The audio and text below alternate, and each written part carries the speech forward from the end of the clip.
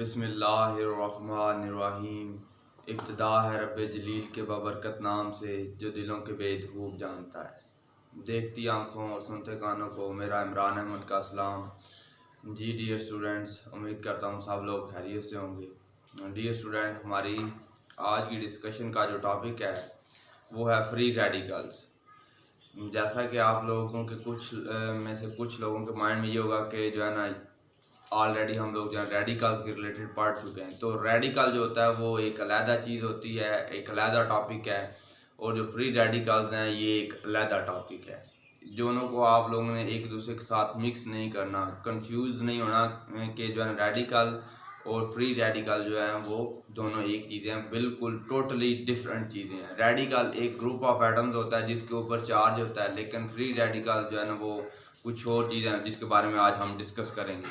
तो free radical में वो ये कह रहा है कि atoms are group of atoms possessing odd number of unpaired electrons are called free radical. अब यहाँ पे आप लोग देख रहे हैं कि वो ये कह रहा है कि अकेला एटम भी हो सकता है या ग्रुप ऑफ एटम्स भी हो सकते हैं जिनके पास ऑड नंबर ऑफ इलेक्ट्रॉन्स हों। ऑड नंबर ऑफ इलेक्ट्रॉन उनको हम लोग बोलते हैं फ्री रेडिकल्स। अब यहाँ पे जो है दो चीज़ें, जो ऑड नंबर ऑफ इलेक्ट्रॉन जो होंगे वो अनपेयर्ड इलेक्ट्रॉन्स ही होते हैं। तो दो चीज़ें, जो दो वर्ड डिफरेंट यूज़ हो रहे हैं, जो उनके अगर आप लोगों को उम्मीद करता हूँ कि सबको पता होगा। जैसा कि आप लोग जो है मैथ में पढ़ते हैं, ऑड नंबर आप लोगों ने पढ़े होंगे। ऑड नंबर कहते हैं उनको ताक नंबर को ऑड नंबर, और इसके जो है ना अपोजिट जो होते हैं वो हमारे पास होते हैं इवन नंबर। आप लोगों ने जो है वो मैथ में पढ़े होंगे, इवन नंबर और ऑड नंबर। तो इसके अलावा जो है ना यहाँ पे एक और जो वर्ड यूज हो रहा है अनपेयर्ड। अब देखिए, ऑड नंबर ऐसे नंबर जो है ना दो पे तकसीम है, फुली डिवाइड नहीं होते, उनको हम लोग ऑड कहते हैं। और ऐसे नंबर जो दो पे डिवाइड हो जाते हैं तो जो है उनको हम लोग इवन बोलते हैं। इवन हमारे पास होते हैं 2, 4, 6, 8 आगे सो ऑन। और इसी तरह जो हमारे पास ऑड नंबर होते हैं वो हमारे पास होते हैं 1, 1, 3, 5, 7, 9, 11, 13। तो जितने भी जो ऑड नंबर होते हैं जब उनको 2 पे डिवाइड किया जाता है तो हमारे पास जो रिमेनिंग होता है वो 1 रिमेनिंग बच जाता है। लेकिन इसके अपोजिट जो हमारे पास इवन नंबर होते हैं वो फुली डिवाइड हो जाते हैं 2 के टेबल के साथ। लेकिन जो ऑड नंबर होते हैं वो 2 के नंबर के साथ डिवाइड नहीं होते। ओके, क्लियर हो गया। ऑड नंबर वाली बात तो अब क्लियर होगी कि ऐसे एटम या ग्रुप ऑफ एटम जिनके पास ऑड नंबर ऑफ इलेक्ट्रॉन्स होंगे उनको हम लोग फ्री रेडिकल्स कहते हैं। और अनपेयर्ड की बात अब देखें ना, अनपेयर्ड आप लोग इस तरह कह सकते हैं कि ये जो है दो जो है ना सेम वर्ड है। अब देखें हमारे पास ये जो दो मार्कर हैं तो ये हम लोग कह सकते हैं कि pair of markers, pair of marker. अगर इनमें से ये अकेला होगा तो ये पेयर नहीं होगा, ये अनपेयर्ड होगा। पेयर का अपोजिट आप कह सकते हैं कि जो पेयर होता है उसका एक अनपेयर्ड है और दूसरे जो है ना वो पेयर्ड है। अनपेयर्ड और पेयर्ड जो है दो डिफरेंट टर्म्स हैं। तो इनका जो है ना अब देखें, जब ऑड नंबर ऑफ इलेक्ट्रॉन्स होंगे, अगर किसी एटम के पास जो है ना वो 3 इलेक्ट्रॉन्स हैं तो उनमें से जो है ना 2 इलेक्ट्रॉन जो है आप कह सकते हैं कि एक इधर आ गया, एक इधर, ये पेयर, और एक इधर 3 इलेक्ट्रॉन्स है। अब 2 का तो पेयर बन गया है, एक जो है ना वो रिमेनिंग बच गया है। इसी तरह अगर किसी के पास जो है ना वो 5 इलेक्ट्रॉन्स हैं तो 1 इलेक्ट्रॉन, 2 इलेक्ट्रॉन, 3 इलेक्ट्रॉन, 4। ये मैं ई जो है ना जस्ट उनके इलेक्ट्रॉन के लिख रहा हूँ, इनमें से ये एक पेयर बन गया है। और इसी तरह जो है ना अब चाहे इनका पेयर बना लें या इनका पेयर बना लें, ये दूसरा पेयर ये बन गया, एक फिर भी रिमेनिंग बच गया। लेकिन अगर जो है इवन नंबर ऑफ इलेक्ट्रॉन्स होंगे तो फिर वो जो है वो पेयर्ड की फॉर्म में, जोड़े की शक्ल में रहना पसंद करेंगे। तो लेकिन जो है जब जो है ना किसी भी एटम के पास ऑड नंबर ऑफ इलेक्ट्रॉन्स होंगे तो जाहिर सी बात है जो ऑड नंबर ऑफ इलेक्ट्रॉन्स होंगे वो अनपेयर्ड होंगे, वो जोड़े की शक्ल में नहीं होंगे। चाहे 2 चाहे 3 होंगे ऑड नंबर, क्योंकि हमारे पास जो होते हैं वो 1, 3, 5, 7, 9, 11, 13, 15, 17, 19 सो ऑन आगे चलते जाते हैं। तो जितने भी होंगे वो हर आके जो है एक उनमें से जो है ना वो रिमेनिंग जो होगा वो अनपेयर्ड ही होगा। ओके, क्लियर हो गया। अब ये बात तो आप लोगों को जो है वो क्लियर हो गई है कि हमारे पास कोई भी ऐसा एटम जिसके पास odd number of unpaired electrons होंगे उनको हम लोग फ्री रेडिकल्स बोलते हैं। अब आगे जो आ जाता है कि इनको हम लोग जो है रिप्रेजेंट किस तरह करते हैं। तो जो हमारे पास फ्री रेडिकल्स होते हैं, free radicals are represented by putting a dot over the symbol of an element. अब वो ये कह रहा है कि जिस भी एटम का हमारे पास जो है ना एलिमेंट का फ्री रेडिकल होगा, तो उसको हम लोग जो है ना रिप्रेजेंट करने के लिए, जिस तरह हम लोग एलिमेंट को रिप्रेजेंट करने के लिए उनके सिंबल्स यूज करते हैं। हाइड्रोजन को रिप्रेजेंट करने के लिए हम जो लोग H लिखते हैं, हीलियम को रिप्रेजेंट करने के लिए हम लोग He लिखने हैं, इसी तरह पोटाशियम को रिप्रेजेंट करने के लिए हम लोग जो K लिखते हैं, और मैग्नीशियम को रिप्रेजेंट करने के लिए Mg लिखने हैं। तो इसी तरह जो हमारे पास होंगे ये जो फ्री रेडिकल्स होंगे, तो इनको हम लोग रिप्रेजेंट करने के लिए हम लोग जिस एलिमेंट का, अगर हमारे पास जो है ना हाइड्रोजन का फ्री रेडिकल्स होगा, तो आप देखिए हाइड्रोजन का हमारे पास जो सिंबल होता है वो H है। तो अब हाइड्रोजन का फ्री रेडिकल को रिप्रेजेंट करने के लिए हम लोग इसके हाइड्रोजन के सिंबल के ऊपर जो है वो डॉट जो है bye putting a dot over the symbol of element, तो उस एलिमेंट का जो सिंबल होता है उसके ऊपर डॉट के साथ जो है ना रिप्रेजेंट करते हैं। फॉर एग्जांपल हमारे पास ये हाइड्रोजन का फ्री रेडिकल है, ये क्लोरीन का फ्री रेडिकल है। इसी तरह मॉलिक्यूल्स के भी जो है ना फ्री रेडिकल्स होते हैं। अब जो ये जो फ्री रेडिकल है ये मीथेन गैस का जो है फ्री रेडिकल है। ओके, क्लियर हो गया कि किसी भी जो हमारे पास रेडिकल्स होगा उसको हम लोग उस एलिमेंट या फिर जो भी स्पीशी होगी उसके जो है ना सिंबल के ऊपर जो है ना एक डॉट के साथ जो है ना राइट साइड पे डॉट प्लेस करके उसको रिप्रेजेंट करते हैं। Okay, clear, understand. फिर आगे अब जो है ना हम लोगों ने उसको डिफाइन भी कर लिया, ये भी बता दिया कि जो हमारे पास फ्री रेडिकल्स होते हैं उनको रिप्रेजेंट किस तरह किया जाता है। फिर आगे हमारे पास के जो फ्री रेडिकल्स होते हैं वो बनते कैसे हैं, फॉर्मेशन कैसे होती है फ्री रेडिकल्स की, फ्री रेडिकल्स जनरेट कैसे होते हैं।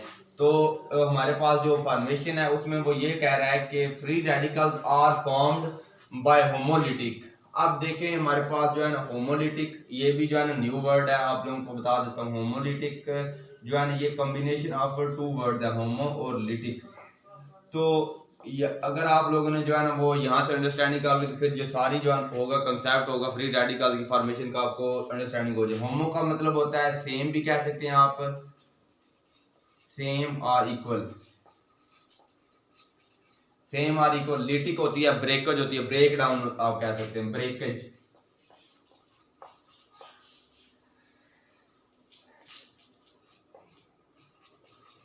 जी, होमोलिटिक आप कह सकते हैं कि जो स्पेलिंग मिस्टेक होगी है हमारे पास यहाँ पे।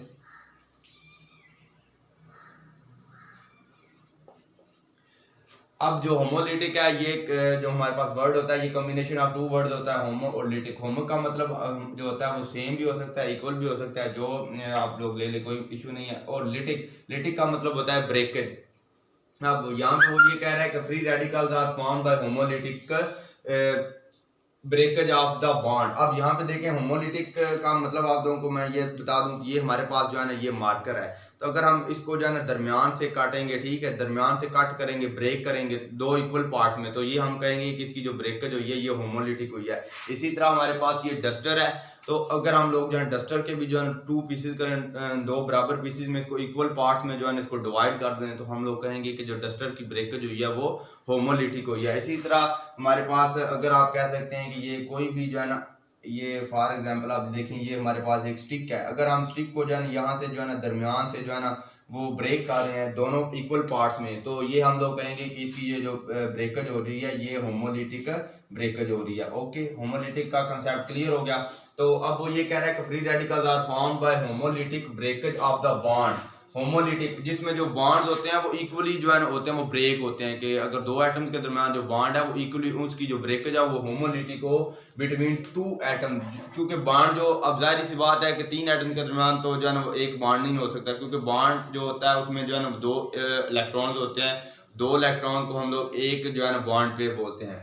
तो दो एटम के उसमें जो है एक एटम इस तरह से भी हो सकता है कि एक एटम जो है ना वो जो है ना इलेक्ट्रॉन डोनेट कर रहा हो, या फिर इस तरह हो सकता है कि दोनों के जो एटम्स हैं वो एक एक इलेक्ट्रॉन डोनेट कर रहे हो, पार्टनरशिप कर रहे हो, म्यूचुअल शेयरिंग ऑफ इलेक्ट्रॉन्स कर रहे हो। व्हेन दे अब्जॉर्ब हीट और लाइट एनर्जी। अब इसमें वो ये कह रहा है कि हमारे पास फ्री रेडिकल उस वक्त बनते हैं जब जो दो एटम के दरमियान बॉन्ड होता है उसकी जो क्लीवेज होती है वो होमोलिटिक हो, और उसके अलावा उस वक्त जब वो जो एटम्स हैं वो जो है ना एनर्जी और हीट जो है उसको अब्जॉर्ब करें। एग्जांपल हमारे पास जो होता है क्लोरीन एटम होता है। अब देखें जो क्लोरीन एटम के जो ना फ्री रेडिकल किस तरह बनते हैं, ये जो हम लोगों ने यहाँ पे एग्जांपल डिस्कस किया। आप देखें हमारे पास जो क्लोरीन एटम होता है, क्लोरीन एटम के जो वैलेंस शेल में इलेक्ट्रॉन्स होते हैं वो होते हैं 7 इलेक्ट्रॉन्स होते हैं, 2 2 4 2 6 और एक ये 7।